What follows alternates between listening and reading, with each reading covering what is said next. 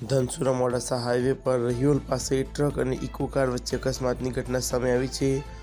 અકસ્માતમાં ઇકો કારના ચાલકનું ઘટના સ્થળે જ મોત નીપજ્યું છે। મૃતક વ્યક્તિ કોલવડા ગામનો મોન્ટુ ખાંટ હોવાની વિગતો સામે આવી રહી છે। તો મોડાસા ધનસુરા હાઈવે પર રહિયોલ પાસે અકસ્માતની ઘટના સામે આવી છે। અકસ્માત બાદ જે આઈસર ટ્રક છે તે બાજુના ખેતરમાં જઈને પલટી ગઈ અને ત્યારબાદ જે ભીષણ આગની પણ ઘટના સામે આવી છે।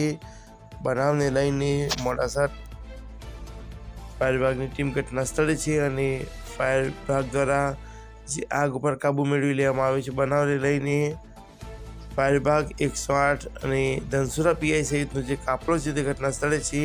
બનાવને લઈને ટ્રાફિક જામના પણ દ્રશ્યો સર્જાયા હતા, પરંતુ પોલીસે ઘટના સ્થળે પહોંચીને ટ્રાફિક પુનરાવર્ત કરાયો છે, જેમાં એક વ્યક્તિનું ઘટના સ્થળે મોત નીપજ્યું છે। બનાવને લઈને લોકોના ટોળેટા ઘટના સ્થળે ઉમટ્યા છે, તો આઈસર ટ્રકના જે ચાલક છે તેનું આ બાદ બચાવ થયો છે।